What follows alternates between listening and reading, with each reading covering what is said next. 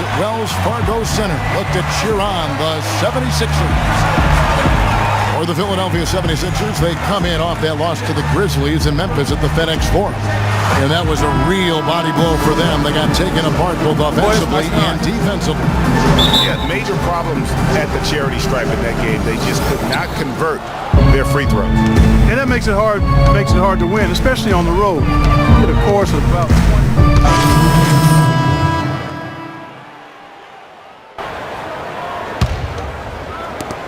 1:35 left in the first quarter. And guys, this 76ers team still trying to forge an identity. One thing that is sure, they will attack the basket, and a lot of fearless players on this roster. Well, the 76ers do go at the basket without hesitation. They're fearless, Clark, going inside. Led the NBA last season on points off drive. Well, you know, I like to say you got to use what you have. They didn't have many shooters, so that means head down, get to the rim. He hits one and misses one, each at the line. And looking at Joel Embiid, he has all the tools to be the game's next great center. He's raw, no doubt about that.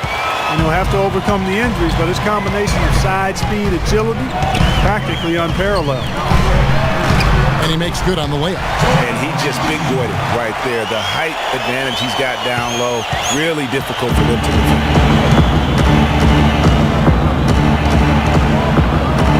58 seconds left to play in the first quarter.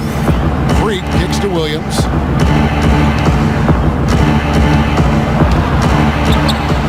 Good for the basket. Starting off 1 for 1 with that shot.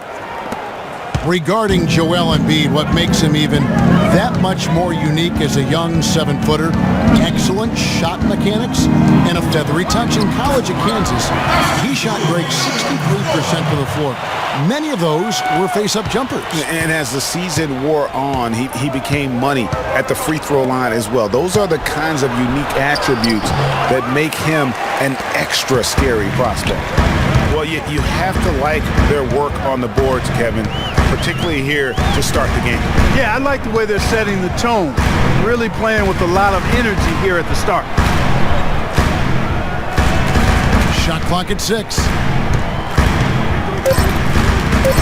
Sampson dishes to Embiid. Shoots the 3. Can't get it to go.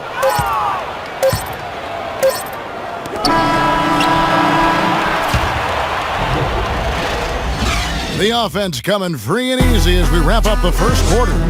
Lakers lead by 6. And don't go away. We'll be back momentarily.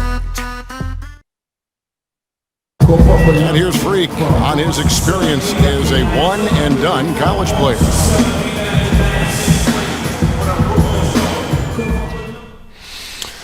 It was definitely a hard decision. I had to sit down with my family and weigh the options and really take the time to figure out what's best for me. It was tough. I mean, I loved my team, my coaches, and just the whole college experience, you know. But on the other hand, there's always a risk of injury, you know. I just felt like I was ready to take my game to the next level, so why wait? And I think it turned out for the best. No regrets. Now with more and more freshmen, Clark, making the jump to the pros, we can expect to hear more stories like this, I'm sure. Well, without question, Kevin, that's the case in the landscape that we find ourselves in. Some changes for Philadelphia. Noel's checked in for Landry. J.Gar Sampson comes in for Robert Covington. And Roten subbed in for Nick Stauskas. And a lot of teams are looking for coaches that embrace analytics and look at data-driven approaches. Coach Scott is not one of those guys. He's an old-school coach who goes with his own perception. So for the Lakers right now, Freak, he's in at power forward. Williams is out there with Clarkson. Then there's Brown, and it's Hibbert in at the 5. And former coach of the year, Byron Scott, now with the Lakers. And as you said, Greg, he's not an analytics guy. And Clark, I think he's a guy that the eye test for him is huge. Yeah, he feels a lot. Terrific communicator and storyteller. Great experience as a player and as a champion. And I think that all is evident in his coaching style. Defense better not make a habit of giving him that shot. I mean, he doesn't miss many of them. Pick by Okafor. Roten, the pass to Okafor. Boy, that looked like goaltending. Yes, it is, and so they will award the basket there. Almost got to that shot in time, but not quite. You can't touch the ball once it's on the way down. Joel Embiid, he's checked in for Okafor. And Los Angeles making a change here as well. Sacre's checked in, shot from 12. And the rejection by Noel. Williams kicks the free. Now, here's Clarkson. Guarded closer. And lots of contact there. Missing the shot. He'll shoot two. That one on Embiid. And guys, the Spurs coaching tree extends pretty far these days. Coach Brett Brown, another former member of the Spurs staff, to be leading an NBA team.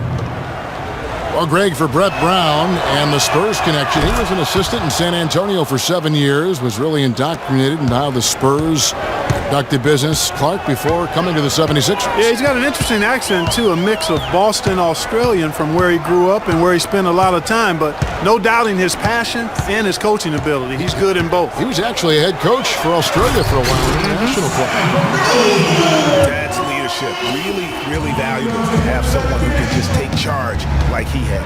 Well, there's a certain amount of confidence you have when the ball is in his hands at that end of the floor right now. I mean, he just gives you a sense of calm and confidence because of how good he is.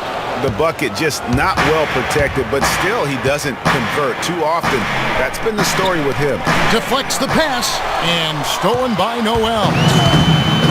Roten with it. Williams picks him up.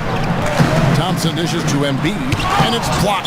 And there's going to be a foul. He definitely made contact with the ball, and in doing so also got the body, so we'll see free throws here. He got there late. And so that brings the first half to a close.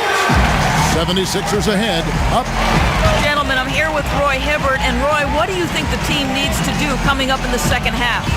I think we need to take care of the ball on the offensive end, get back, but you got to do a better job of just controlling the pace of the game. You know, you can give a little bit of leeway, but I think we can do a better job in that aspect. Roy, as always, we appreciate the time. Gentlemen, back to you.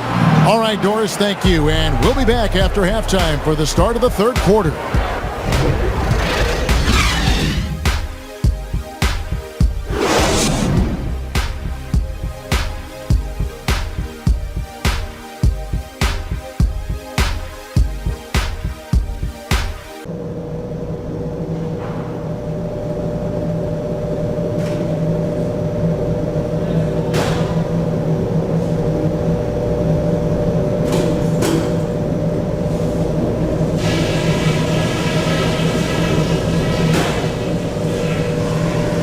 All right, we've got some work to do, but it's not too late. Let's put our stamp on the second half. Now, a few things. The key phrase for us in the second half is ball security. Keep the turnovers down, make smart passes, and protect the ball. We haven't done that. The other sore spot was our lack of scoring in the low post. We can't let them bottle us up down there in the second half. Okay, in terms of pace, let's keep things moderate next half. Turning this game into a track meet might hurt us more than it will help us. All right, guys, let's get out there and play a good second half.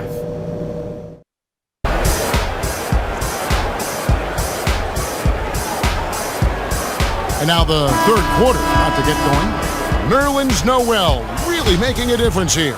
I just love it. The 76ers with some changes. Embiid comes in for Karl Anthony.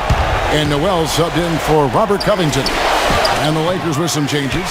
Isaiah Cannon is out there with Stauskas. Then there's Embiid. Then there's Okafor. And it's Noel in at the three. That's the group in the game for the 76ers. Just look at how quickly the lead has grown here over the last few possessions. Clear case here, partner, of saving their best for last. Quite a run.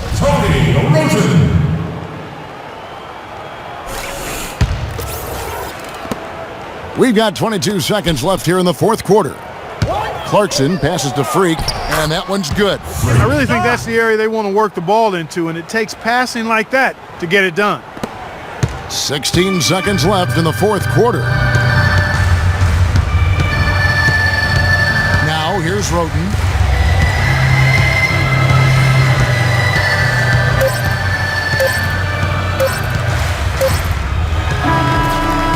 So it's it's the 76ers winning this one easily. A confident win and one where they clearly showed the greater effort. They certainly put on a good show here at home, and I think they felt they had the edge and that extra little bit of confidence. Well, folks, that's going to do it for now. This is Kevin Harlan saying thank you for watching. Now we'll send it up to the award-winning Ernie Johnson, who is standing by for the post-game show. The 2K Sports post-game show. Hey folks, welcome back. Ernie Johnson here with Kenny Smith and Shaquille O'Neal. Let's take a look now as we give our nod to our Jordan player of the game. The fourth quarter was all him. It was like he couldn't miss, and it was just one basket after another. He gave them a big spark with his offense in the paint.